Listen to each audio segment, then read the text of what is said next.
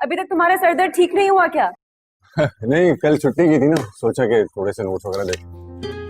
खैर, ये देखो मैं तुम्हारे लिए क्या लाई। और मेरे लिए? तुम भी खा लेना।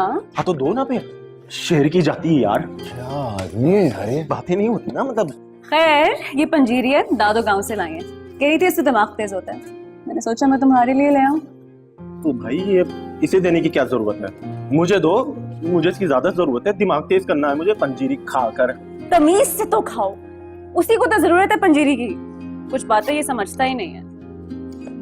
वैसे कौन सी बात है? कोई नहीं, छोड़ो। चलो, वैसे पंजीरी बड़ी मजे की है। दादू ने खुद बनाई है? नहीं, वो तो बस हुक्म चलाती रहती है। कोई वडेरी वगैरह है? हाँ। अरे यार तो हमें भी मिलवाओ ना उनसे।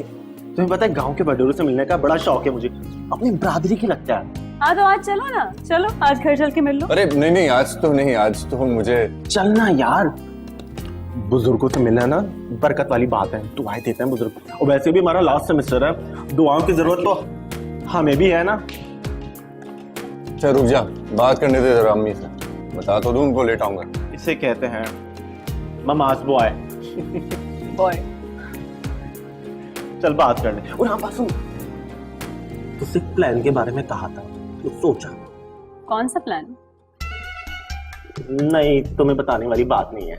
You know, it's a boy talk. Boy talk? हाँ। बड़ी बॉय टॉक हो रही है तुम दोनों में, क्या सीन है?